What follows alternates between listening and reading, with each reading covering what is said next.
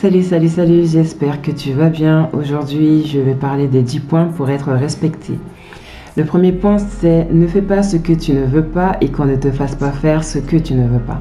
Que ton oui soit oui, que ton non soit non. Mais ne fais rien pour plaire aux autres parce que tu finiras par te déplaire et par murmurer. Donc si tu peux t'éviter ça, ne fais pas ce que tu ne veux pas et qu'on ne te fasse pas faire ce que tu ne veux pas. Deuxième point, fais ce que tu dis. Les actes importent plus que les mots. On le sait, c'est facile de parler, mais c'est difficile de poser des actes. Et sache qu'on te respectera davantage quand tu seras le genre de personne qui dit et fait ce qu'elle dit qu'elle ferait. Troisième point, sache te retirer quand les gens deviennent trop familiers et ne reconnaissent pas ta valeur. Si tu t'es posé un cadre, les limites s'imposent d'elles-mêmes. Mais il arrive qu'il y ait des personnes qui ne respectent pas justement ces limites que tu t'es fixées, et dans ces cas, il vaut mieux se retirer plutôt que de rentrer dans des embrouilles sans fin. Quatrième point, parle de ce que tu sais et garde en silence ce que tu ne sais pas. Aie de la connaissance, sois ouverte d'esprit, aie un avis à donner si toutefois on te le demande. Mais sois une personne sage. Quand tu sais, parle, et quand tu ne sais pas, ne parle pas. Et si tu venais à dire « je ne sais pas », on respectera au moins l'humilité que tu auras eu de dire que tu ne sais pas. Cinquième point, ne sois pas trop présente, ne sois pas trop disponible. Sache te faire rare. Même si tu n'as pas beaucoup d'activités, même si tu n'as pas beaucoup de choses à faire, trouve-toi des activités. Apprends à éteindre ton téléphone pour lire un livre, regarder la télé, peu importe. Mais en toute chose, ne sois pas trop disponible. Sois occupé, sois une personne occupée. Et fais attention à toutes ces personnes qui t'appellent tardivement pour n'avoir rien de particulier à te dire. Essaye au mieux de répondre à des personnes, ou du moins à des demandes urgentes. Tu le sauras toujours parce que la personne va laisser un message sur le répondeur ou t'enverra un message par la suite. Donc, sois une personne qui se fait rare et sois une personne active aussi en même temps. Sixièmement, sois ponctuel. On dit que la ponctualité est une marque de respect envers la personne avec laquelle on a rendez-vous. Moi, je rajouterais que c'est aussi une marque de respect pour soi-même.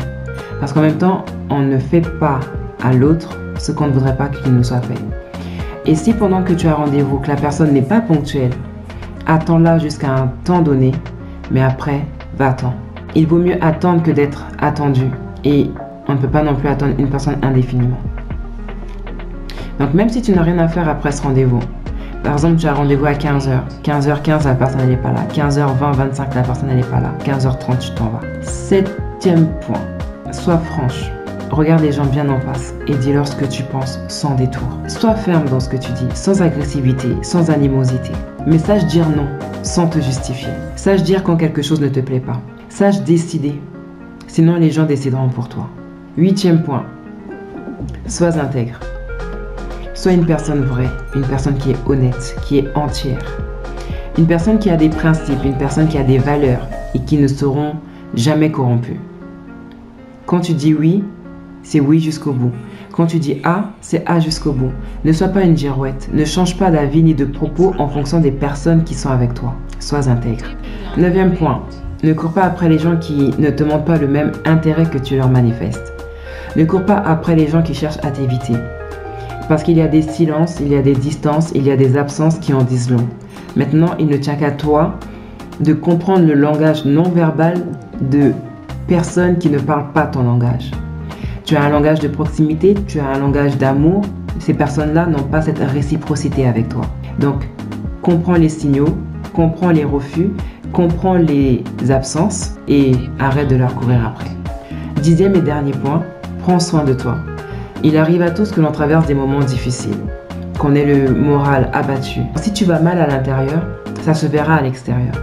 Mais si tu te présentes d'une manière affligée et négligée devant les gens, tu leur donnes l'occasion de te manquer de respect. Tu leur donnes l'occasion de se moquer. Parce que les gens ne vont pas se rappeler qu'eux-mêmes ont pu vivre des moments difficiles ou pourront vivre des moments difficiles. Donc, je ne dis pas qu'il faut être absolument maquillé et sur 131, mais sortir de chez soi propre, quel que soit l'état émotionnel dans lequel nous sommes intérieurement. Un petit point bonus, n'en dis pas trop sur ta vie privée. En disant trop sur l'intimité de ton couple, l'intimité de ta famille, etc., tu donnes l'opportunité implicite aux personnes qui t'écoutent d'émettre un jugement, d'émettre des commentaires et d'avoir un pouvoir sur toi. Sans oublier que, ne connaissant pas le cœur des gens, Les personnes auxquelles tu vas te confier peuvent être en train de se frotter les mains de toute la négativité qui est en train d'arriver dans ta vie. Cette vulnérabilité, cette fragilité dont tu feras preuve à ce moment-là, servira à leur donner de la force. C'est pourquoi sache à qui tu te confies. En espérant que ces 10 points servent à quelqu'un, sur ce, bon courage.